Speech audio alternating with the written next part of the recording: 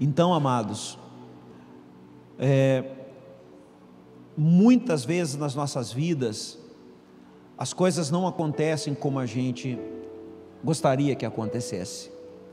E se você for parar para perceber e parar um pouquinho para pensar, você vai ver quantas coisas na sua vida não aconteceram como você estava esperando. Se torna um pouco mais difícil quando não somente você não está esperando, mas também quando você orou por aquilo e também não aconteceu. Então você estava esperando algo, você estava orando por algo, você estava jejuando e buscando, e aquilo não aconteceu. Havia uma música do Voz da Verdade que dizia assim: há momentos que Deus se cala e eu não ouço a sua voz. Quando o Voz da Verdade gravou essa música, eu consegui entender exatamente o que o autor desta música quis trazer. Mas eu tive bastante resistência na época na igreja que nós estávamos, porque o pessoal não gostava dessa letra, dizia que Deus sempre responde. E ali eu comecei a ter uma briga com os irmãos, entre aspas, dizendo: não, nem sempre Deus responde. Nem sempre Deus responde. Muitos momentos da nossa vida Deus não responde. Muitos momentos. Ele ouve, mas não responde. E talvez muitos de nós que estejamos aqui nessa noite, poderíamos fazer uma pequena lista, pelo menos, de quantas coisas você clamou ao Senhor, você pediu, e não veio a resposta, ou pelo menos a resposta não veio como você esperava. A tendência de todo ser humano, quando aquilo que nós clamamos, aquilo que buscamos, aquilo que nos consagramos, não acontece, a tendência é que venha sobre nós um desânimo. O desânimo é o natural do ser humano, e nós somos seres humanos, e Deus sabe disso. Eu não preciso, amado, ser forte o tempo todo. Eu não preciso mostrar que sou forte o tempo todo. Você não precisa. Às vezes, o que Deus quer ver em nós não é a nossa força, mas é o nosso choro. Muitas vezes na Bíblia, o que Deus queria do seu povo não é que ele estivesse de pé, mas que ele estivesse prostrado. Muitas vezes na Bíblia, o que Deus queria dos seus é que eles tivessem cinzas na sua cabeça. Muitas vezes, eu nem vou entrar aqui, você com certeza sabe disso. Nem sempre Deus colocou um cântico de vitória, nem sempre. Muitas vezes nós queremos ter um canto de vitória e temos que tomar cuidado com esse tipo de evangelho que só ensina a gente o canto da vitória, que usa textos e versículos bíblicos sobre vitória para colocar sobre nós que a vida é uma constante vitória. Eu digo para você que a vida é uma constante batalha, a vida é uma constante luta, o tempo todo. Você luta contra as coisas externas e você luta contra as coisas internas. Você luta contra seu coração, você luta contra os seus pensamentos, você luta contra os seus olhos. É o tempo todo nós estamos em luta. E muitas lutas a gente vence e outras a gente perde. E é assim. O importante é aprender com a derrota. E sobre todos nós, quando nós perdemos uma batalha que nós estávamos esperando vencer, que nós estávamos confiantes na vitória, mas ela não aconteceu, a gente tende a desanimar.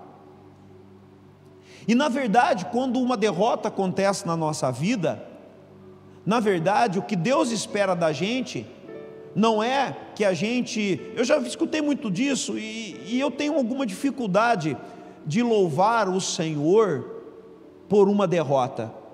Eu não sei se você tem essa facilidade, talvez você tenha a capacidade de me ensinar, mas hoje à noite eu gostaria de mostrar a você também a nossa humanidade, o quanto somos humanos, e o quanto Deus entende que somos pó, o quanto Deus sabe das nossas fraquezas. E eu tenho percebido que o que Deus requer da gente não é simplesmente força, às vezes sim, mas nem sempre. Mas tem uma coisa que Deus sempre requer da gente: honestidade. Honestidade. Chegar diante dele com honestidade, com o coração aberto, e dizer para ele: Senhor, estou magoado com o Senhor, estou entristecido com o Senhor. Às vezes a gente acha que a gente peca, que é pecado chegar diante de Deus e falar: Senhor, eu não estou de acordo, o Senhor pisou comigo, e até que o Senhor mostre para mim que o Senhor fez alguma coisa, ou que tem alguma coisa, eu estou chateado com o Senhor. Às vezes isso daí parece loucura, porque nós colocamos Deus em tal situação como aquele homem extremamente severo, pronto a nos castigar. Deus não é o Alexandre de Moraes, que não importa o que você fala, ele vem e persegue e cala a sua boca. Deus quer ouvir você. Deus quer te ouvir. Quer ouvir o teu choro, quer ouvir o teu lamento, quer ouvir o que está acontecendo com você. Porque é Deus. Porque nos ama de verdade e entende a nossa fragilidade. Então, amado, às vezes no tempo de choro é tempo de chorar. Domingo, terminando a oração, minha esposa caiu aos prantos. Eu falei: eu vou abraçar ela, eu vou consolar ela. Eu senti de Deus: não toque nela, não toque nela. Eu nem disse isso para ela, porque o choro dela era legítimo. Ela chorou pelos netos, ela chorou pelas crianças. É justo então que chore, e se tiver alguma dúvida diante de Deus, que se apresente diante dele. Temos que abrir o nosso coração. Agora, tem uma coisa que Deus não vai gostar se a gente começar a praticar: é perder a capacidade de perseverar. Amados, isso nós não podemos perder. Em nenhuma circunstância da sua vida perca a capacidade de perseverar. Lucas capítulo 18, versículo 1 ao 8 diz assim: disse-lhe Jesus uma parábola sobre o dever de orar sempre e nunca esmorecer. Olha que interessante, essa parábola não é uma parábola que está falando que você não deve esmorecer com alguma coisa da vida. Ele está dizendo que você deve orar. Essa é a ideia, orar. O foco aqui é orar, esmorecer na oração. O abatimento pode vir, está na palavra. O choro pode durar uma noite, mas a alegria vem pela manhã. A palavra nos dá essa possibilidade. A palavra diz, quando ele diz nunca esmorecer, ele está falando nunca fique esmorecido em relação à oração. O texto é específico sobre oração. E a gente às vezes pega esse texto e fala: não, eu não posso me abater. Não, pode, claro que pode. Nos abatemos quando perdemos alguém que amamos, nos abatemos quando perdemos alguma coisa. Que nós não podemos permitir é que o abatimento tire de nós a esperança. Isso você não pode permitir. Isso não podemos em nenhuma circunstância da vida. Então disse Jesus uma parábola sobre o dever de orar sempre e nunca esmorecer. Havia em certa cidade um juiz que não temia a Deus e não respeitava homem algum. Havia também naquela mesma cidade uma viúva que vinha ter com ele dizendo: julga a minha causa contra o meu adversário. Ele por algum tempo não quis atender, mas depois disse consigo: bem que eu não temo a Deus, nem respeito a homem algum, todavia, como essa viúva me importuna, julgarei a sua causa, para não suceder que por fim venha a molestar-me. Então disse o Senhor Jesus: considerai no que diz esse juiz iníquo. Não fará Deus justiça aos seus escolhidos, que a Ele clamam, clamam dia e noite. Embora pareça demorado em defendê-los, digo-vos que depressa lhes fará justiça. Contudo, quando vier o Filho do Homem, achará porventura fé na terra? Porque Jesus disse: será que nós acharemos fé na terra? Porque os tempos serão tão difíceis que as pessoas vão esmorecer. É por isso. Os tempos serão nebulosos e as pessoas vão esmorecer e deixar de orar. Você sabe qual é o termômetro da sua vida com Deus? É o quanto você ora. Este é o verdadeiro termômetro. Se a sua vida, se a minha vida, eu digo assim: olha, eu tenho a minha fé, eu vou na igreja, mas eu não tenho um tempo separado para Deus, para conversar com Ele, para abrir o meu coração, o meu termômetro da fé está abaixo de 0. Não importa, amado, o quanto nós imaginemos que servimos ao Senhor, não importa. O tempo que nós temos na presença de Deus é o termômetro que diz o quanto somos avivados. Não importa se você ora abaixo ou ora gritando. Eu me lembro que antigamente eu achava que uma pessoa era espiritual quando eu olhava para ela e eu via ela pá, pá. Na verdade, o tempo que ela tem de oração é o que determina o quanto de Deus ela é, o quanto de Deus se move em sua vida. É o tempo que ela ora. A nossa dependência, meus amados, não pode estar em nenhum homem. Quando nós dependemos de um homem ou de alguém e colocamos a esperança nessa pessoa, isso é idolatria. E talvez tenhamos caído um pouco nesse pecado de imaginar que um homem é capaz de dar o destino para a nossa nação. Nem do lado de lá e nem do lado de cá. O destino da nossa nação está na mão da igreja que ora, e não de homem algum. Porque o Senhor disse: eu vos darei a chave do reino, e tudo aquilo que ligardes na terra será ligado no céu, e tudo aquilo que desligardes da terra será desligado do céu. E Ele não disse isso a respeito da democracia, Ele disse isso a respeito do povo de Deus. É a igreja que liga no céu. Então devemos continuar a orar e incomodar o Senhor. Isaías 62, versículos 6 e 7, a palavra diz assim: sobre os teus muros, ó Jerusalém, eu pus guardas, que todo o dia e toda noite jamais se calarão. De dia e de noite. Há uma versão que chama de atalaia. Deus coloca pessoas que estão com o coração e com suas vidas abertas para orar o tempo todo. Ora quando trabalha, ora quando deita na cama, ora quando sai de casa, ora quando está em casa, ora em toda circunstância. Sob os teus muros, ó Jerusalém, pus guardas, que todo dia e toda noite jamais se calarão.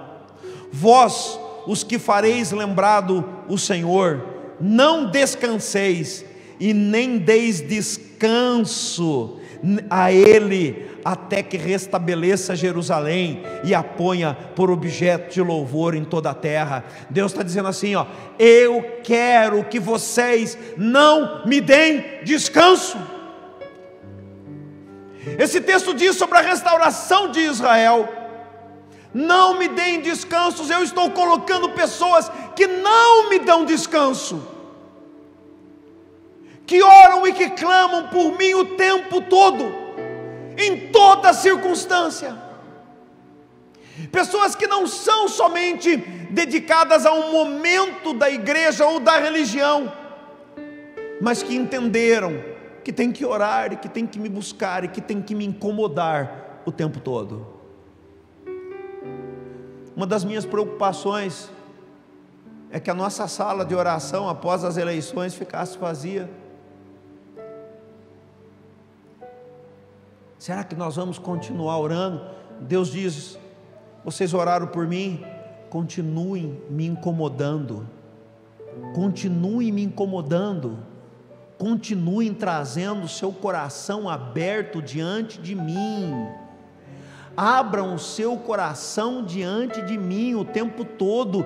Diga quais são as suas angústias, diga quais são as suas preocupações. Se elas forem egoístas, eu, pelo meu Espírito, te conduzirei a orar de acordo com o meu coração e não de acordo com o teu. A idolatria é comum aos homens que não têm um entendimento, mas a igreja não. Tem um texto, amados, que está em Daniel no capítulo 6, versículo 4 ao 10, que fala exatamente uma estratégia de Satanás, uma estratégia que precisa ser denunciada aqui. Então os presidentes e os sátrapas procuravam ocasião para acusar a Daniel a respeito do reino, mas não puderam achá-la, nem culpa alguma, porque Daniel era fiel, e não se achava nele nenhum erro e nem culpa. Disseram, pois, esses homens: nunca acharemos ocasião alguma para acusar a Daniel, se não procurarmos contra ele na lei do seu Deus. Então, esses presidentes e sátrapas foram juntos ao rei e lhe disseram: ó rei Dario, vive eternamente. Todos os presidentes do reino, os prefeitos, os sátrapas, conselheiros e governadores concordaram em que o rei estabeleça um decreto e faça firme o interdito de que todo homem que por espaço de 30 dias fizer petição a qualquer Deus ou a qualquer homem, e não a ti, ó rei, seja lançado na cova dos leões. Agora, pois, ó rei, sanciona o interdito e assina a escritura, para que não seja mudada segundo a lei dos medos e dos persas, que se não pode revogar. Por essa causa, o rei Dario assinou a escritura e o interdito. Daniel, pois, quando soube que a escritura estava assinada, entrou em sua casa, em cima do seu quarto, onde havia janelas abertas ao lado de Jerusalém. 3 vezes por dia se punha de joelhos e orava e dava graças diante do seu Deus, como costumava fazer. Às vezes a gente não entende qual é o ambiente que está aqui. Hoje, por coincidência, na parte da tarde, eu e a Diva, nós assistimos um filme, eu esqueci o nome, um filme de um leão, dos leões que comiam as pessoas que estavam construindo uma estrada de ferro na África. A sombra e a escuridão. Ali a gente viu os leões indo atacar os trabalhadores e devorando aqueles homens. Aí eu fiquei imaginando exatamente nesse texto. Daniel sabia o que lhe esperava. O ambiente não era um ambiente de uma perseguição política, era um ambiente de perseguição pela sua vida.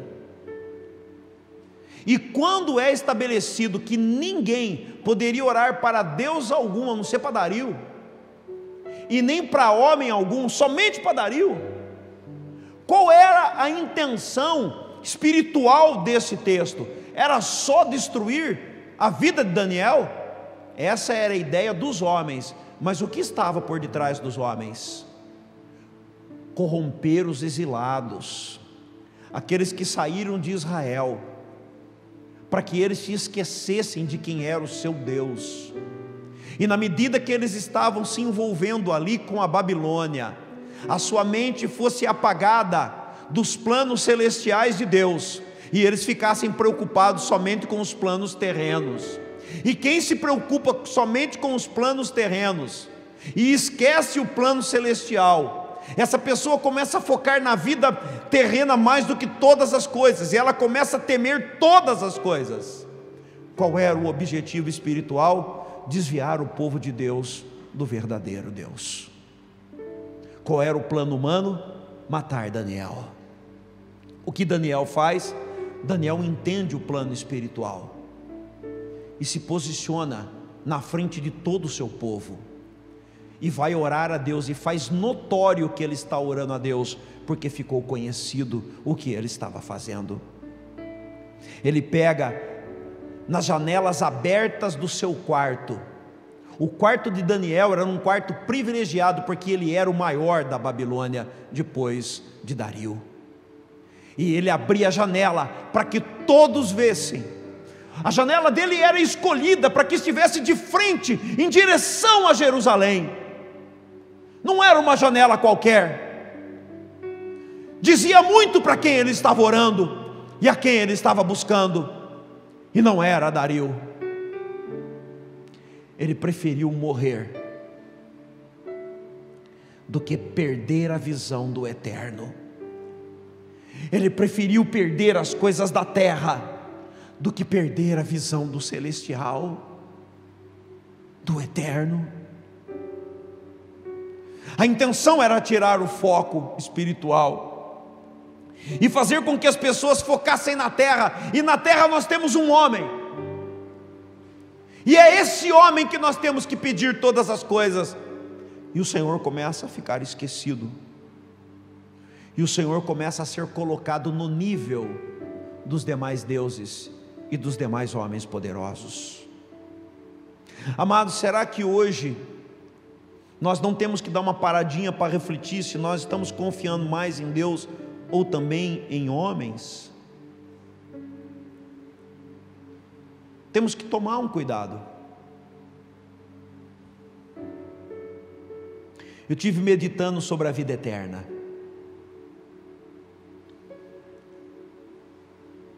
Eu estava conversando sobre isso com o pessoal da bike ontem, e ali nós começamos a andar sobre a poeira.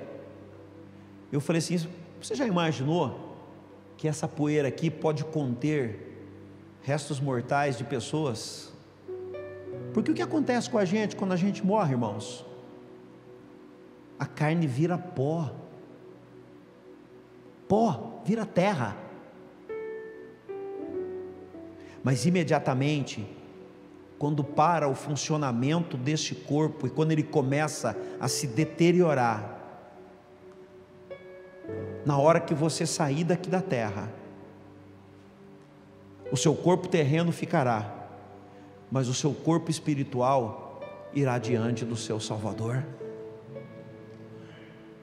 A vida não encerra aqui. Qual é o foco da adoração do homem? Qual é o foco da confiança no homem? É tirar você da vida eterna, tirar os seus olhos da eternidade. Lucas capítulo 16, versículo 19 a 23.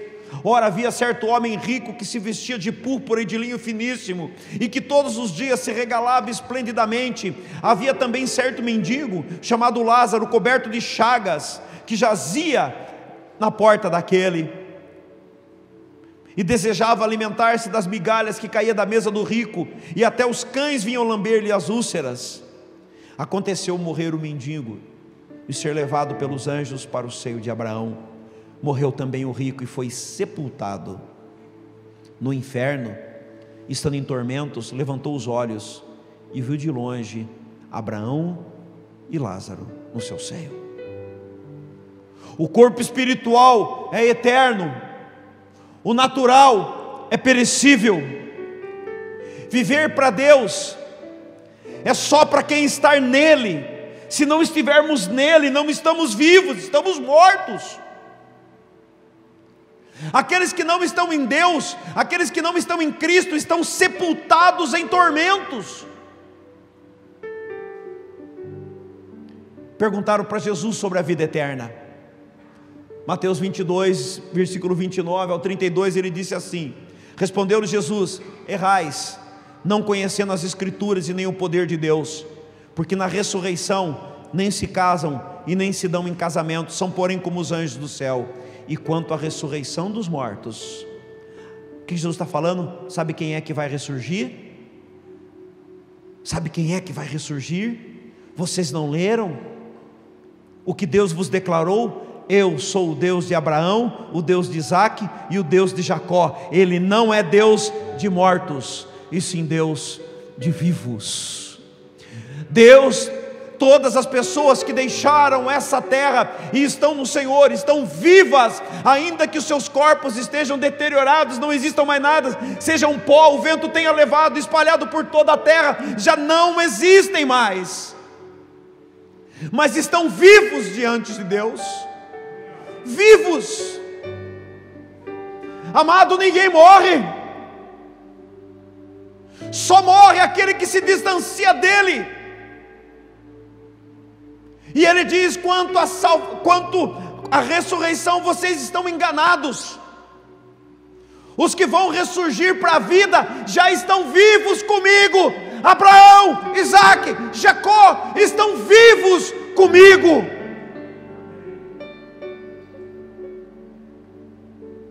E um dia Deus trará de volta um novo corpo físico.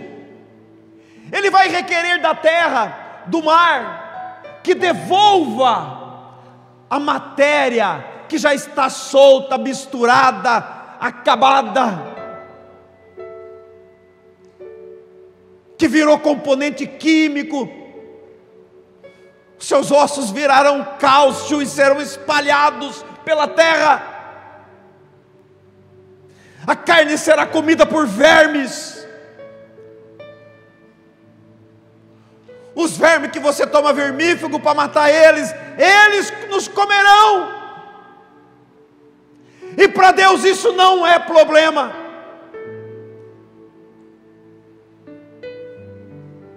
Deus trará de volta um novo corpo físico, mas trará daqueles que já estão vivos nele, para desfrutar de uma vida eterna com Ele, com corpo, alma e espírito. Corpo, alma e espírito, um corpo semelhante ao de Cristo.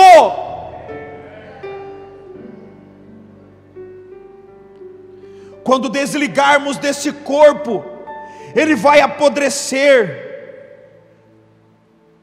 mas o homem espiritual vai ter que prestar conta para Deus. Ei, você vai prestar conta para Deus, e eu também. É preciso entender que vivemos aqui, mas que não somos daqui. Então, a minha perseverança não está na minha derrota. Eu não sou daqui, eu sou do céu. A minha perseverança está naquele que vive para todo sempre e que me levará com Ele para estar com Ele por toda a eternidade. Jesus disse assim, orando para os seus discípulos: eu não peço, Pai, que o Senhor os tire do mundo, mas que o livre do mal. Fiquei pensando, nós não temos entendido o que é o mal que Jesus falou. Pai, eles são do mundo, eles são aqui do mundo, eu sou. Perdão, eles não são do mundo, como eu também não sou, mas eles estão no mundo. Eles estão. Você acha que Deus não sabe que você precisa comer? Que você precisa beber? Que você precisa trabalhar? Que você precisa casar? Que Deus solteiraiada. Ele sabe de todas essas coisas. Mas então qual é o mal que Ele falou? Qual é o mal que Ele quer que Deus livre a gente? Mal é tudo aquilo que nos tira da presença dEle e da visão da eternidade. Isso é o mal. A vida é eterna, o corpo não. Pastor, você está dizendo que devemos esquecer de tudo? Não está parecendo um discurso conformista, derrotista? Não, amados. Mas talvez o nosso foco precisa ser reajustado. Eu fico feliz com todos vocês, com toda a igreja e com a igreja no Brasil. Nós aprendemos algo maravilhoso nesses dias. Aprendemos a unidade da oração, a firmeza de propósito e principalmente nós conseguimos envolver os nossos filhos nessa firmeza de propósito. Quantos adolescentes nossos não serão nunca contaminados com esse mundo, porque passaram por essas coisas e viram os seus pais chorando e buscando a Deus. Viram, marcamos nossos filhos, marcamos, e eles olharão para nós e vão dizer assim: eu vi meu pai e minha mãe numa sala de oração chorando. Marcarão os nossos filhos e os nossos netos, e isso ficará em suas mentes, e eles saberão diferenciar do que é humano, do que é celestial. Agora, nós precisamos dizer para os nossos filhos, preste bem atenção, guarda isso, precisamos dizer para os nossos filhos e ensiná-los o que é perseverar no Senhor. Esse é o ponto daqui para frente. Esse é o ponto daqui para frente. Ah, pastor, o governo vai começar a facilitar o aborto. Ele pode facilitar o aborto. Nós vamos repreender o demônio do aborto. Nós vamos resistir em nome de Jesus. Nós não vamos entregar. Ah, pastor, o que vai ser? O que vai ser? Nós vamos resistir em oração. Amados, perseverar é continuar o propósito, mesmo que ainda não fomos respondidos, mesmo que ainda não tem resposta em qualquer coisa na sua vida. Eu quero deixar muito longe do que eu estou falando sobre política, estou falando sobre vida. Perseverar é continuar no propósito, ainda que você tenha a impressão que não está sendo ouvido e respondido. Jesus incentivou a presença na oração, porque a oração tem a capacidade de construir o eterno. As nossas orações, a sua oração é um tijolinho na construção do que é eterno. Oração são palavras lançadas sobre a terra, mas que não nasceram da nossa mente, mas vieram do Espírito Santo, porque é do Espírito Santo que se constrói, amados, a eternidade. Somos filhos da eternidade. Levante as mãos, filhos da eternidade. Dá um aplauso para o Senhor. Diga: eu sou. Eu não sou filho dessa terra. Eu sou filho da eternidade. Eu sou filho da eternidade. Eu vou ter que ensinar vocês a ser mais pentecostal, irmão. Vocês estão muito pouco pentecostal. Vocês precisam aprender a vibrar mais com o profético de Deus, com o que Deus lança sobre nós. Mas também, pastor, o senhor não faz, a gente não faz também. Eu prometo mudar. Deus me ensinou muito nesses dias. O Renan mandou um recado para mim: você está muito quieto. Eu falei: estou num tempo de ouvir a Deus e não mais a minha alma, porque se eu ouvir a minha alma, eu vou matar uns 10. Eu quero ouvir o Espírito. Amados, circunstâncias nos levam ao desespero e à aflição, e isso trabalha contra a construção eterna. Trabalha contra. Eu tinha dito que eu ia dar o testemunho do Michel, né? Na semana passada, eu acabei esquecendo. Darei agora. Ele falou: você esqueceu? Ele falou para mim.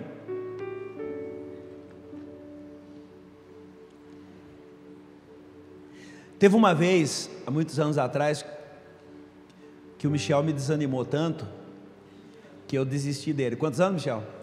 20 anos atrás. Eu havia desistido do Michel. Ele que autorizou, viu, gente? Mas eu quero focar em algo importante aqui. Ó, como Deus traz coisas novas para a gente trabalhar, coisas que você não imaginava que pudesse existir. É sobre isso. Qual era o quadro que eu encontrei esse menino? Totalmente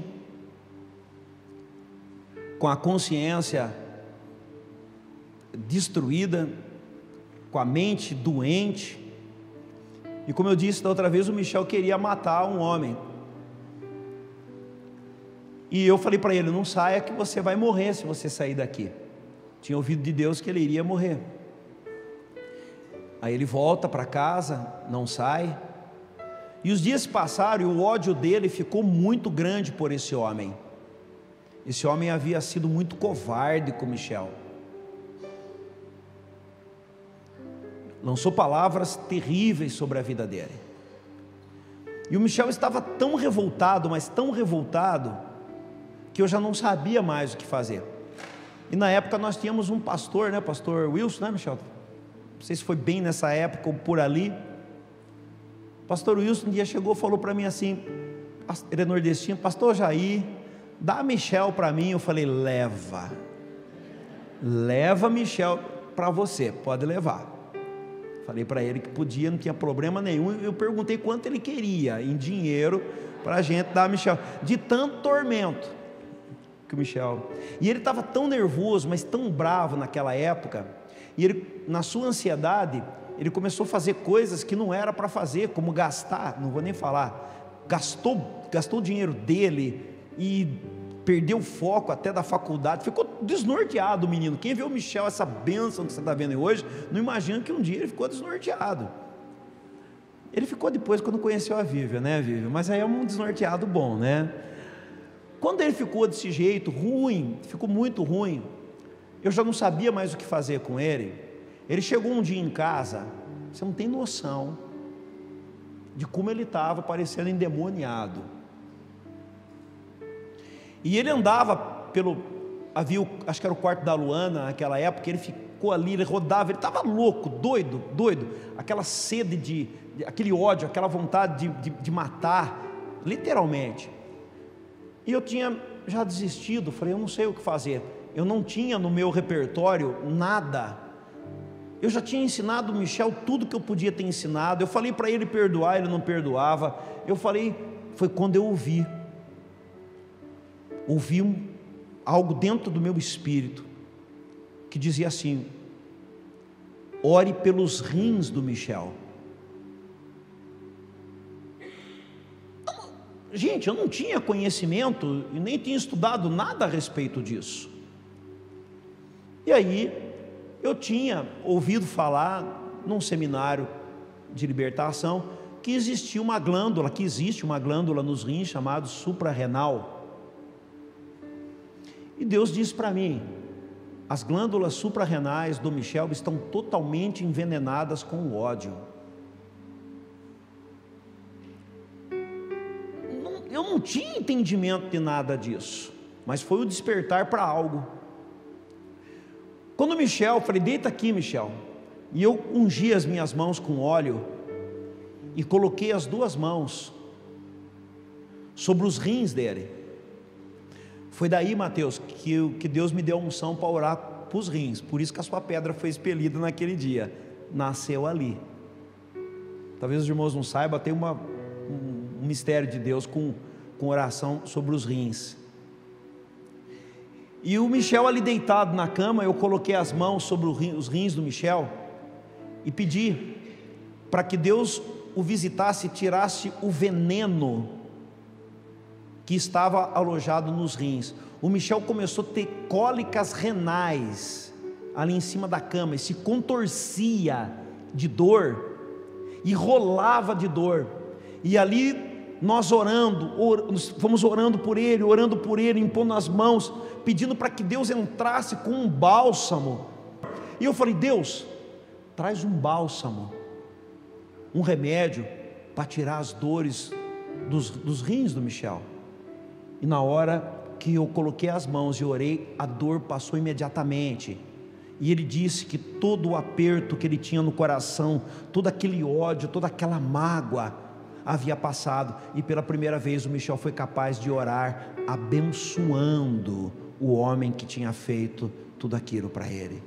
E ali nós demos a mão e o Michel orou, abençoou, foi liberto, esqueceu da moça, esqueceu do homem, né? Do rapaz não, né, Michel? Esqueceu do homem, e Deus pôde trazer a Vivian para ele. Sabe por quê, amados? Porque se nós ficarmos guardando coisa dentro da gente, não conseguimos liberar o que Deus tem de novo para nós. Não conseguimos. Naqueles dias Deus trouxe para a gente uma palavra na oração que nós ainda não sabíamos, não conhecíamos, mas foi fundamental para a libertação da vida do Michel. Eu estava na minha casa esses dias e procurando umas músicas antigas para a festa de aniversário de 15 anos da Diva. E aí na hora que eu estava procurando, eu falei: tem que ser umas músicas que falem de coisas gostosas que a gente viveu. E aí entrou uma música do Roberto Carlos, os mais antigos vão saber. E aí eu comecei a cantar aquela música.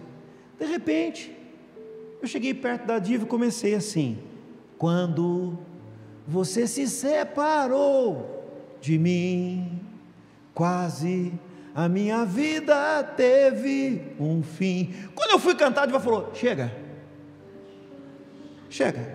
você percebeu o que saiu da sua boca? Eu: uau, ela está certa.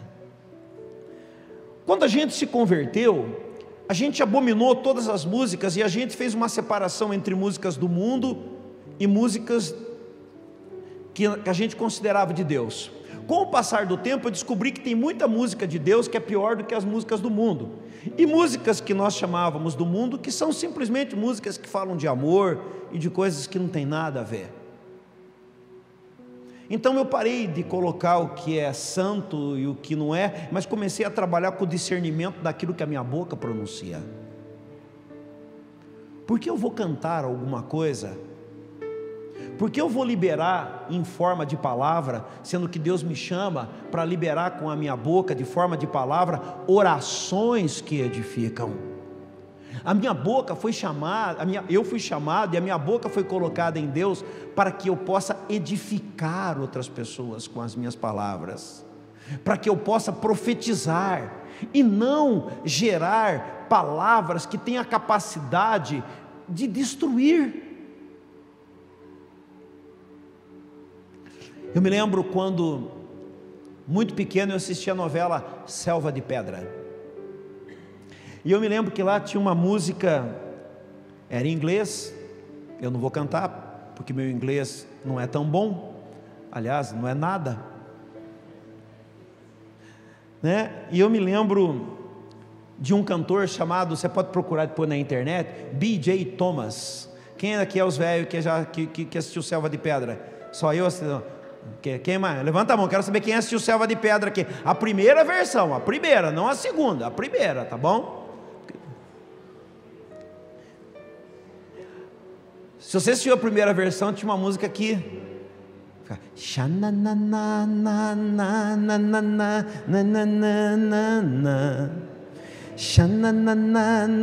Não precisa tocar não, Jojo. Os velhos tudo curtiram, eu sei. Essa música era do B.J. Thomas. B.J. Thomas se converteu. E aí B.J. Thomas, eu vi isso, ele cantou uma música que talvez todo mundo conhece, ou você já ouviu um dia. Jesus Cristo mudou meu viver.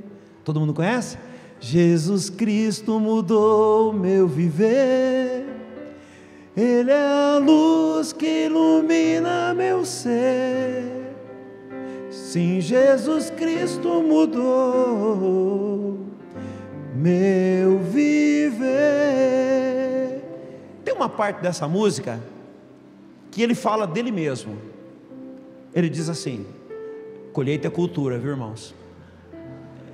Ele diz assim: o amor só conhecia em canções que falavam de ilusões, mas agora é diferente. Cristo fala com a gente. Jesus Cristo mudou o meu viver. Ele teve uma experiência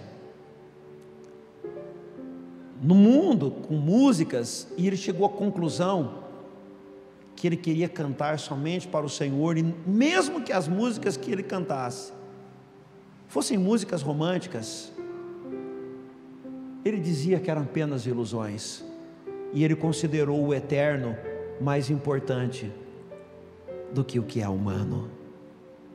Amados, declaramos em oração nossa confiança ao Senhor em tempos de prova.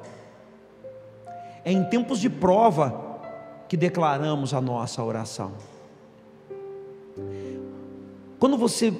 Se você abrir o livro de Atos, eu já estou encerrando,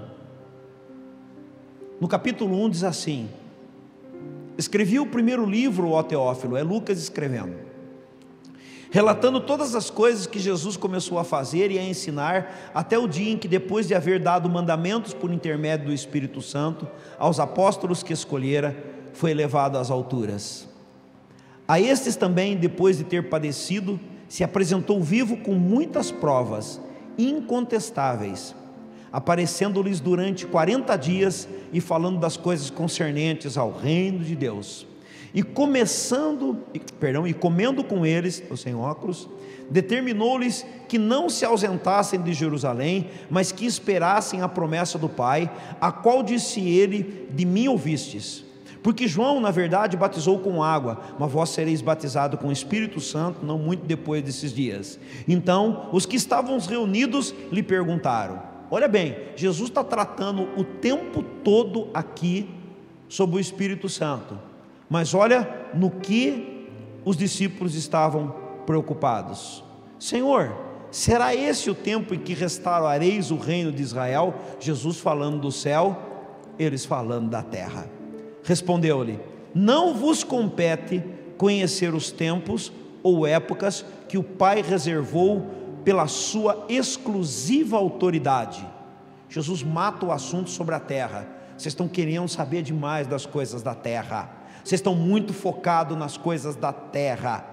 E aí Jesus diz assim, Jesus fala: mas recebereis poder ao descer sobre vós. Percebeu que ele mudou o assunto?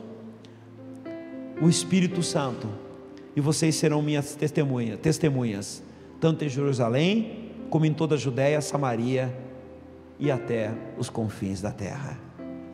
Os discípulos viu tudo o que viu sobre Jesus e estavam focados na terra. Agora Jesus chama a atenção deles, para que eles estejam focados nas coisas que realmente são importantes. O Espírito Santo há de vir sobre vocês. Essa palavra se repete no dia de hoje.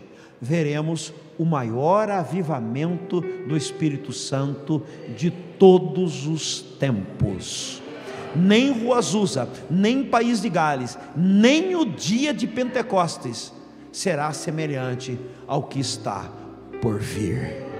Coisas grandes o Senhor fará. Então, se levantam todas as trevas, que se levantem, nós levantaremos com a luz. Se todas as palavras malignas forem mandadas sobre a face, a mentira que estão nos meios de comunicação, nós proclamaremos a verdade do Evangelho. Jesus ressuscitou. Os seus discípulos também estavam preocupados com as coisas, com o governo daquele tempo, com o governo humano. Mas Jesus diz: não se preocupem, está tudo na mão do Pai. Jesus está mais preocupado com o derramar do Espírito Santo. Isso não eliminou tudo o que Jesus ensinou sobre amor, casamento, honra, autoridade. Ele não tirou nada, nada. Tudo foi importante. Tudo é importante. Claro que é importante o governo sobre a terra. Claro que é importante. Tudo é importante, mas não é o mais importante. Não é, amados. O mais importante é o derramar do Espírito Santo. E quando o Espírito Santo for derramado, então as pessoas se converterão, então os juízes se converterão. A nossa oração é para que Deus venha derramar o seu Espírito sobre essa nação. Não é direita, não é esquerda, é o Espírito Santo sendo derramado sobre toda a terra. E ao derramar do Espírito, então virá o avivamento, e nós oraremos e vamos persistir para que a justiça venha sobre nós. Qualquer coisa que um governo maligno tentar lançar, a igreja de Deus se levantará, porque nós não vamos nos conformar, nós vamos incomodar o Senhor, e faremos a maior resistência espiritual contra a iniquidade. O inferno não viu ainda o que é o levante da igreja contra a iniquidade, e ela acontecerá, porque o Espírito será derramado sobre nós. Nós, amados, temos muitas razões para desanimar, mas temos a maior razão de todas para persistir. Jesus vai voltar e você tem que preparar a eternidade. Vamos ficar de pé e vamos aplaudir o Senhor.